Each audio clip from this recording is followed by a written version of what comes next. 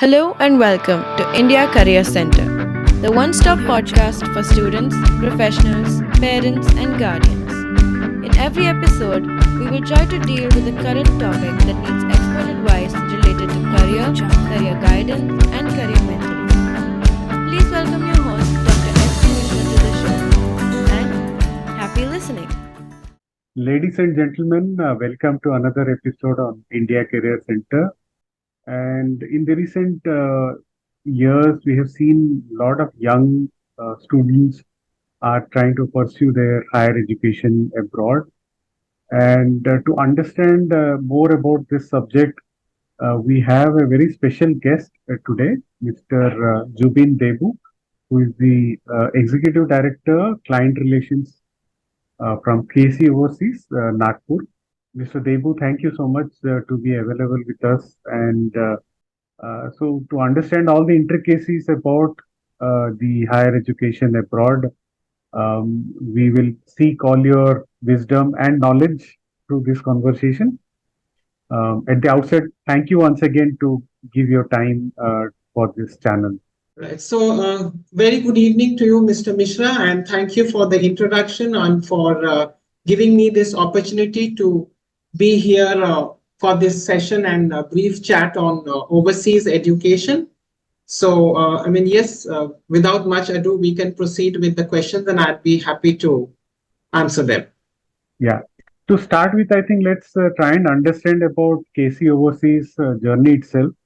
I believe KC Overseas is one of the most reputed organization in this field, and you have also, I think, just completed the 25th year celebration recently. So, take us briefly about KC Overseas journey in India and, of course, across the world. I'm sure you have a lot of your branch offices operating across the world. So, take us through that journey, please. So thank you. KC Overseas has been a pioneering force in the studies abroad education industry since the past 25 years. We initially started off in the year 1998, and the main mission of the organization was to empower students and bring overseas education within everyone's reach. We as an organization have been making use of cutting edge technology to ensure and assist students that they get all the related information that all the global universities have to offer these days. So till date, through our journey, we've assisted and guided close to 475,000 students through the entire process of admissions and visas, till they fulfill their academic and professional goals. So 2023 as a year was definitely special for us in the organization because first and foremost, we had our silver jubilee. So we completed 25 years of existence last year in August. Yes, apart from that, we also reached a number of milestones. For example, we are now partnered with 800 plus universities and colleges spread across 33 different study destinations. These institutions offer almost 1 lakh plus courses. We have our tech platform, which is coursefinder.ai, in which all the details of the courses and the universities have been fed in, and a lot of beautiful filters wherein we can search out all the required options based on the profile of the student. It's also a platform that can be used for the subsequent interaction for the application and visa process too. So during this year, we also introduced the coursefinder.ai app. And then we are currently, or rather we were initially mainly concentrating in India, but now we've got into other markets as well in Southeast Asia, and even in Africa. So we are currently sourcing students from 11 different destinations with the help of 850 plus professionals, and we provide end-to-end services for every aspirant who wishes to go abroad for higher education. Fantastic. Many congratulations to the entire KC Overseas team for such Thank a you. fabulous journey. Thank Um, you. 25 years is a big time, and Yes. the best part is also the different milestones all of you have achieved in this process. So, talking about milestones, let's talk about the 2023 year, Yes. because I think the 2023 year was a record year Right. in so far as overseas education is concerned. Can you take us through the overview of 2023 in terms of the overall number of students for different courses and things like that, and Right. how it has panned out? Right. So I think post the pandemic, as everyone is aware, there had been a lot of pent up demand, and the student numbers aspiring to go overseas really flared up across all the study destinations. And last year was no exception. So 2023 was really a fabulous year as far as recruitment numbers were concerned for, I think, everyone. And so there were approximately 8,50,000 students who went abroad for higher education to just the big four study abroad destinations. That's the US, Canada, UK, and Australia. Now, if we were to break that up based on our data within the organization on the levels for which students went to study, so definitely India has predominantly been a postgraduate markets. Almost 60% of the students that went were for masters, mainly postgraduate studies. And then apart from that, we had students who went for undergraduate and postgraduate diplomas, which comprised of around 25% in equal ratio. And finally, we had around 15% of the students who went for undergraduate studies for bachelor's main. Yes. Okay. So India is primarily, as you said, is postgraduate market Yes. and for the overseas education.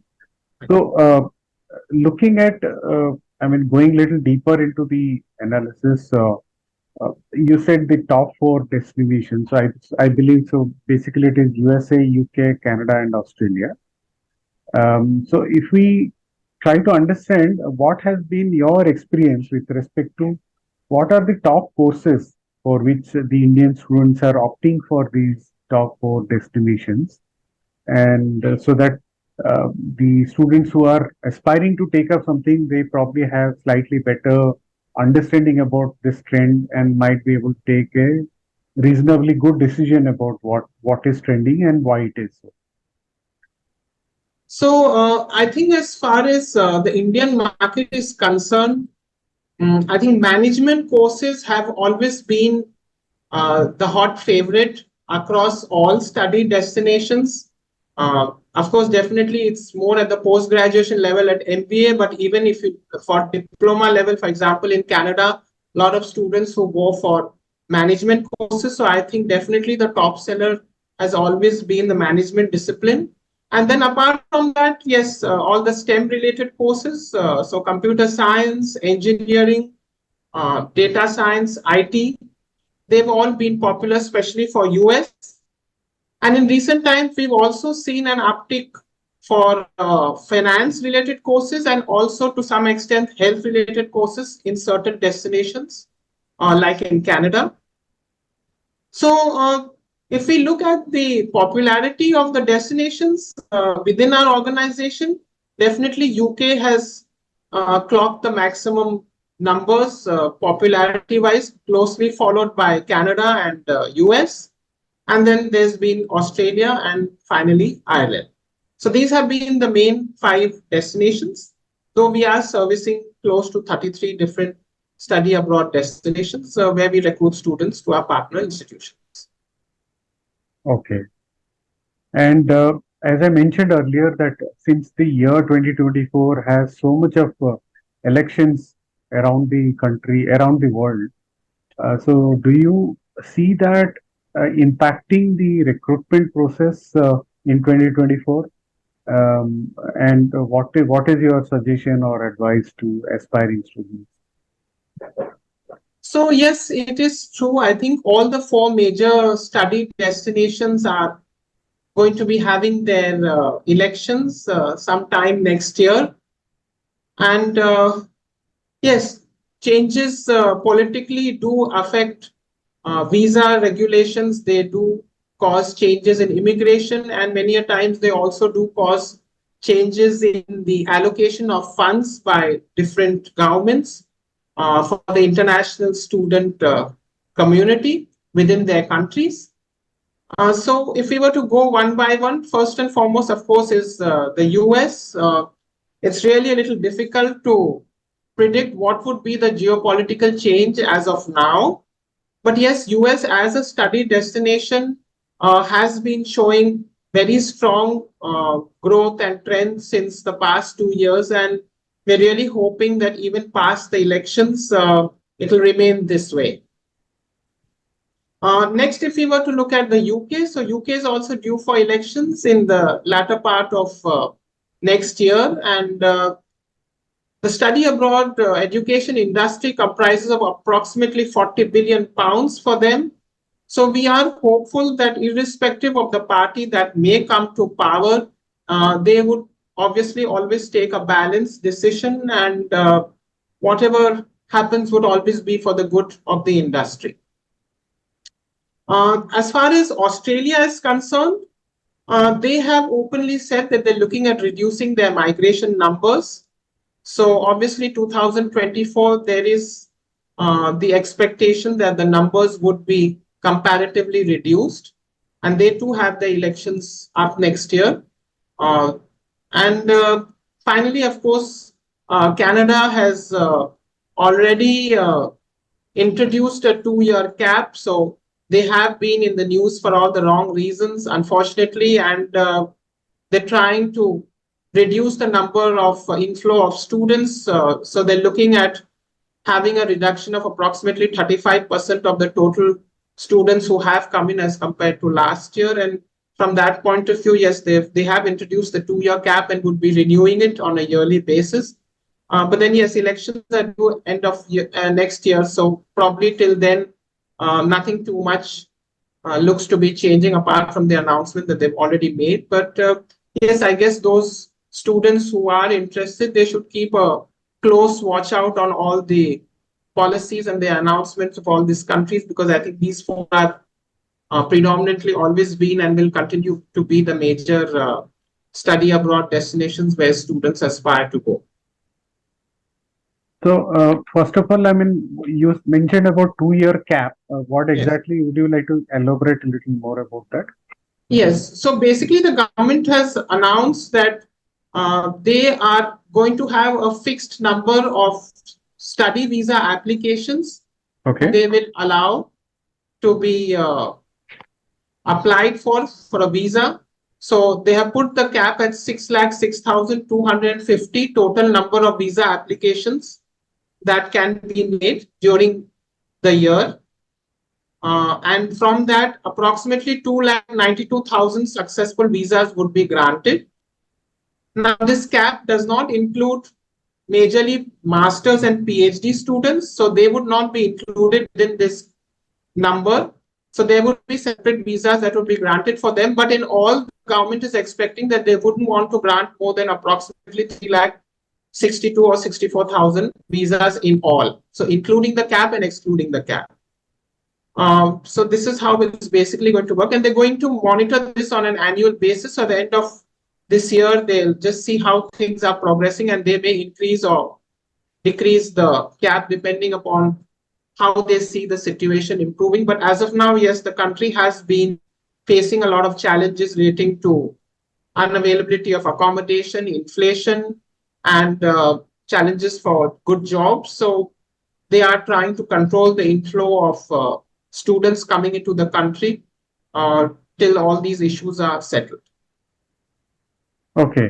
But despite all this, do you see that maybe these are all temporary, and Yes.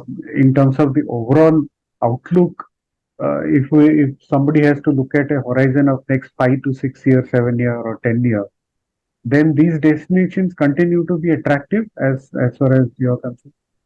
Yes, definitely these destinations would continue to be attractive because they have they do have all the prestigious and qualitative educational institutions where students have always gone and been successful. And probably these are just, we can call them temporary uh, measures, immigration measures that have been taken to control the inflow. But in the long run, definitely it's all going to settle out. Even in Canada, the government has been reiterating that these are just temporary measures because they really want to clear up the so-called mess that's got created for all the reasons. And then once things settle down, definitely students would, want to go and study there. And there are a lot of opportunities for jobs, for permanent residency, things like that. So yes, definitely they will. Now, you also manage the Canada business directly by Yes. under yourself. So, Yes. so would you like to give us a slightly overview of what exactly happened in 2023 um, and how things are looking for 2024? As we speak, I think there are some challenges with respect to the authorization letters which are still Yes. awaited. I think few of them are still probably have started coming, but still Yes. long way to go. Yes. But I mean, starting from 2023, if you can give an overview of what happened in Canada Sure. and what could be the reason for that and how we are looking at 2024 now. So yes, as we previously mentioned, 2023 was a fabulous year as far as recruitment numbers were concerned. But the huge inflow also brought along with it a lot of problems for the local community, as I mentioned, inflation and huge accommodation problems, and even good job opportunities not being available in certain pockets in and around Toronto and even in Vancouver, where students normally, try to be going to and crowding around. So if we see the numbers, so 2000 at the end of 2023, there were almost 10 lakhs, 40,000 students who were on a study permit in all, from all nationalities within Canada. And from that, approximately 4,27,000 were Indians. So Indians comprise of a huge chunk of that entire international student community that is present on a study visa within within Canada. And if we look at the number of visas that were issued during the year, so there were approximately 5,75,000 visas that were issued to students across all nationalities, of which again approximately 2,15,000 were of Indians. So Indians have been controlling 38, 39, 40% of the total lot of students who have been going to Canada. So after Indians, closely followed by China and Nigeria. So these two are the other destinations. Some other African destinations also having good numbers from where students are actively engaging to go to Canada. So things were going good till the end of the year, when the initial announcement came about the doubling of the GIC amount from 10,000 to 20,000 plus. So that was, I think, the first announcement because it was due for quite some time, and realistically it didn't really make sense because it was just not possible for a student to be living on 10,000 Canadian dollars. So that was the first announcement, I think, which to some degree reduced the interest in Canada, those at least who had slight budget issues. And then again on January 22nd, the cap, as we spoke about, was announced by Minister Millers, where he said that they're going to be having a cap on the total number of applications for visas that can be done within a single year. So for 2024, it's going to be 6,06,250 are the total number of applications they'll allow. And every application that is made to the immigration would need to be accompanied by a provincial attestation letter. What's now been decided is that this 6,06,250 total cap would be divided amongst the provinces. So each province would get a certain number of applications which will be allowed by that province. And that will be again distributed amongst the institutions within their province. And the institutions will again distribute it to their students who they feel are most focused and qualitative and would ideally get their visa. So this is how the segregation is going on. So the provincial attestation letter is basically nothing but some means of keeping account on the total number of the entire cap, which will, total up to like a pyramid to the top where it comes to the figure of 6,06,250. And keeping in mind last year's visa success rate, they're expecting that approximately 2,92,000 students would receive their visa from this entire figure. And apart from that, as I mentioned, master's and PhD students would not be included in the cap. So there's no requirement for a provincial attestation letter for these students. They can directly apply for a visa because they are not included in that cap figure.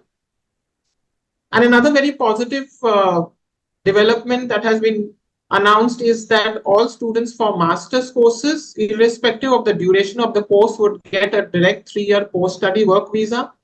So there are many institutions which run masters for 1 year or maybe 16 months or 18 months. So those students would also be eligible for a direct 3-year post-study work visa.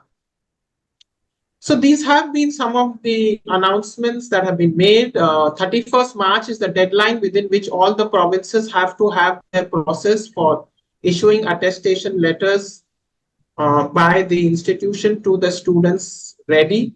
Most of the provinces have managed to get their processes in place, but some are still pending. Like Ontario is one of them, which is still trying to meet the deadline over this weekend. But yeah, so let's wait and watch. And I think most of the students, there is definitely some degree of wait and watch mode where everyone's just trying to understand what would be the final outcome post 31st March. And then once all the institutions have their respective quota figures and the provincial attestation letters start flowing quickly, then I'm sure the positivity will come back, and so will the flow of applications and the numbers.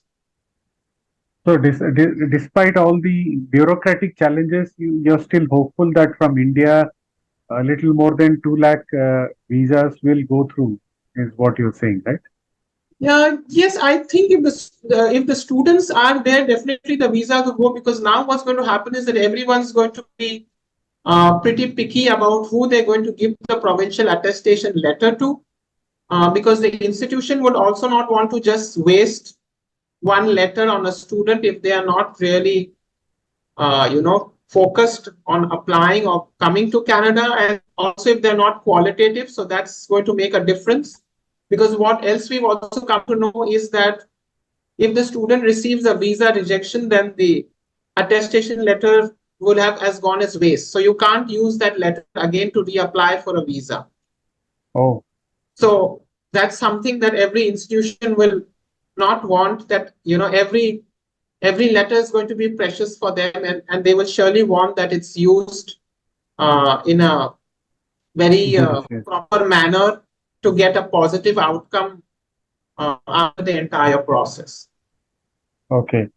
Now moving on, I think going away from all the bureaucracy of Canada, let's try and look at what are the other top destinations for 2024, and how has there been good progress in that, or there are also some challenges in those destinations as well? Right.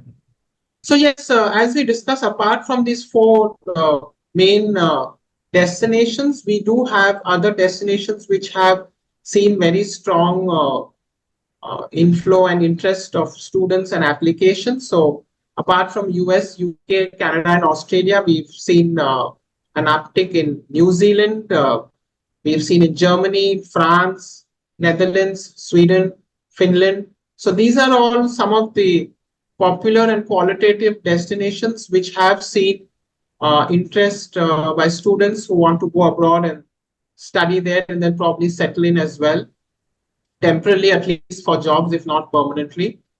And then, yes, we've also got destinations closer to India, like Dubai and Singapore, Malaysia, and even South Korea, which have become quite popular with the student.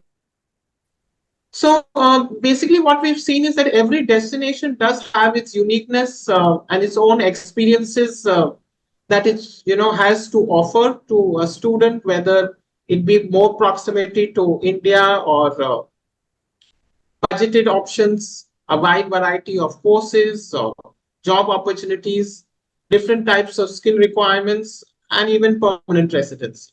So there are varied reasons for other destinations also to be picking up as alternatives to these big four as of now. But if we look at the overall numbers, all these smaller destinations or the other destinations put together may not be able to also justify the Yes. overall Yes, number. that's Yeah. true. Yeah. Yeah, that's true. So, I mean, though, for example, Ireland and Germany and France have been showing very strong numbers, New Zealand also.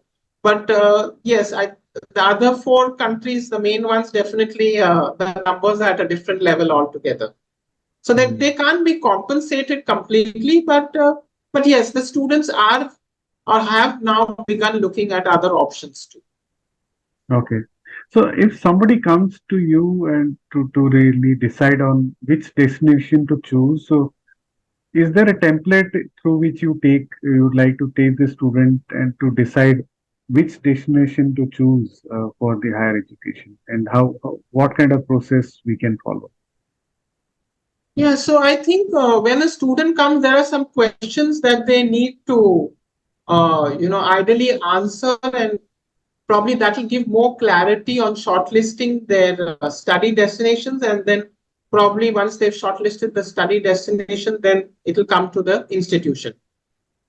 But I think first and foremost, what many a time students need to understand and let us know is that if they are going to be going for studies, are they looking for a destination which actively talks about and easily offers permanent residency? So that's one very important question, which I think students who have been going to destination like Canada or Australia or even New Zealand predominantly, they have always been openly talking about the fact that they want to be going never to come back. So the first question I think is whether the student is looking for permanent residency after doing their studies.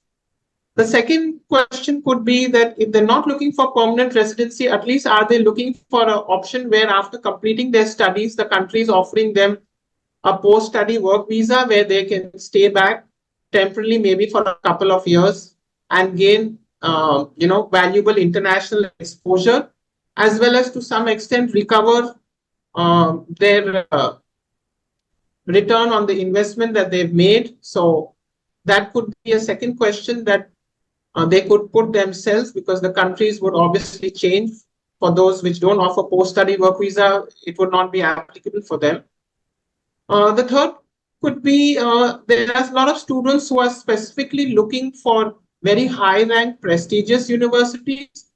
So those would definitely fall within certain specific countries, though barring, of course, isolated cases in around the world. But normally they would be in the 4 or 5 major study destinations. So many a time students are looking for very specific universities or very specific courses for which a particular university is extremely renowned worldwide.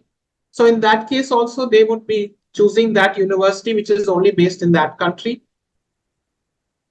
Could be one more question. Then fourthly could be the budget. So what is it that they have as a budget that they're comfortable with? Is the student going to have his parents self-sponsoring, or are they dependent on education loans?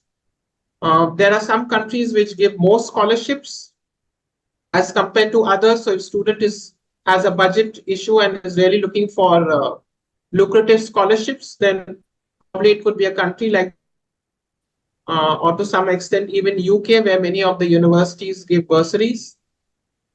And then there are also many public and private trusts and institutions within the country also who give scholarships to deserving students academically, as well as if they have a financial problem, so they may get scholarships. So I think these are all the main questions that the students can put themselves to really understand what would be best for them. Yes, at times there are also students who are looking for inbuilt internships as part of their curriculum. So there are some countries like Canada, for example, have predominantly been renowned for applied learning, especially at the government community colleges. So there may be students who may be interested for that reason. So I think these are some of the questions that the student can actually answer and get more clarity of what could be the most ideal, or at least shortlist a couple of destinations which would be most ideal for them to apply and take their process forward. So, in today's time, I think the general perception is that studying abroad is very expensive. So, is it real, or it's a myth which we can also try to address? Right. So, well, it is actually a myth. I won't say that studies abroad is cheap, but then at the same time, it's not that expensive, because if it were so, then there wouldn't be so many students going abroad for higher education, especially from the large middle class that we have here in India. So, though education as such may seem expensive, but then there are lot of budgeted options within every country. So there are universities which have lower fees comparatively. There are universities which offer huge scholarships, which actually make the final amount payable by the sponsors pretty minuscule. There would be education loans available. So there are a lot of loans. We ourselves have a separate vertical by the name of Elan, with 20 plus prestigious nationalized banks, as well as other international financial institutions who we are partnered with. So we ourselves also support students with loans. So a lot of students are able to take loans, and once they go there and study, they get a job and they are able to repay the loans through their earnings. So though it may seem at the initial stage a cost which is really high or something that they cannot afford, but then with proper counseling and sharing of information, I think it's really not that expensive as it's being made out to be. Okay. The other thing is, most of the students, when they are trying to apply for a course, one thing which is also there is that the academics, mostly in India, the education is more inclined towards higher grade, good academic record, and things like that. Right. But most of the universities or colleges outside India, they look at the overall profile of the students. So, how somebody can start working on this direction? So yes, it is true that many of the universities may require high academics, but if, for example, you see our portfolio, we have got 800 plus university partnerships, and it's a mix of very high ranked universities, some which are extremely prestigious in the top 100, 200 world rankings. And then there are others which are average universities. And so there is a university for every type of student, academically and financially both. Definitely, academics do play an important role in the admission process, but there are a lot of other factors that are also taken into consideration. So there are many prerequisite exams like PT or TOEFL or IELTS for the English proficiency, or there may be GRE, GMAT, and SAT. There may be internships with the students may have done. There may have been certification courses with the students may have done. There may be something else by way of extracurricular which the students may be able to show in their profile. And apart from that, generally, also many of the institutions we have seen, they also give importance to social work or service that the student may have done, or some specific type of work experience that they may have. Uh, many of the institutions also run foundation courses and pre-master's courses at the undergraduate or postgraduate level. So these are short courses which the universities themselves offer when they find that a student is not meeting the entry requirement. So the student initially does this foundation course, which may be for a semester or two, and once they've completed that, the student comes up to the level of the entry requirements of the institution, and so they get an admission to the institution as well. So this is also one more way, a pathway where institutions do give the opportunity to students abroad to their institution. So it's And not really very strict and hard and fast that if you don't have the academics, you can't go. We have had a wide array of students, some who may be definitely academically very strong, and then there are others who are quite average but still have made very, good progress and successful careers abroad. what about sports as a point of entry? I mean, how much of that is actually helping students to get an entry in different It universities? it does help. So as I mentioned, extracurricular activities do help, and that would include to some extent sports as well. But then it depends on the institution, and somewhere or the other, they would require some basic degree of proficiency academically as well, Okay, because else the student may just not be able to handle the studies. So it would just depend on the specific course and the institution, and to what degree they would want to accommodate okay. the student. Yeah. So now coming to the living expenses. So typically, I think most of the countries allow about 20 hours of work per week. So I don't know whether that rule is still persisting across the world or it has changed a bit. So yes, different countries do have different costs of living, and definitely during our initial session of counseling, we do share the entire approximate cost that would be incurred by the student annually, apart from their tuition fees. Um, there are some countries where which would be more expensive. There will be specific cities within the country which may be more costly as compared to others. But then, yes, usually, whether it's at undergraduate level or at postgraduate level, students are allowed to work uh, part time, though it's also important that they balance how much they really can work part time, because it's important that they attend their classes. They all, after all, going on a study visa, so they need to attend classes, or they need to comply with all their other requirements at their school, their projects to be completed, and preparation for their assessments and tests and so on. So they shouldn't get too busy in just doing their jobs, because if something goes wrong academically, then that's going to cause a bigger problem for them. But nevertheless, most of the countries, they do allow students to work part-time at the undergraduate and postgraduate level, and the students would have to, at their discretion, understand and balance it properly, that their studies are not being hampered, but at the same time, they are able to work part-time.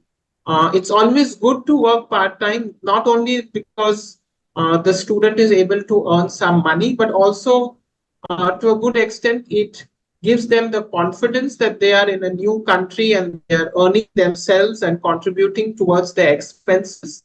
It also helps them to become excellent multitaskers while they are studying, because once they actually complete their studies and get onto the job, uh, it does help them, their general personality, and the way they go about doing things, because they've already got an exposure in that new country, that what does an employer expect of them and how they need to deliver as an employee, however small the job that they may have done. That really doesn't matter, but definitely it does give them the exposure and learning. So once they actually complete the course and join a job related to their area of study, that holds them in good stead. And also, I guess it's a great way to learn the culture about the Correct. country as Absolutely. well. Yes. Yes. Yeah. Yes. Now, lastly, I think if a student has to compare, let's say, the same course between an Indian institution or university versus a foreign university or institution, how one can compare that, and what could be the decision point making in this process? So I think when a student is looking at going to study, first and foremost, most definitely, it should be the course curriculum. That's Mm. the contents of the course.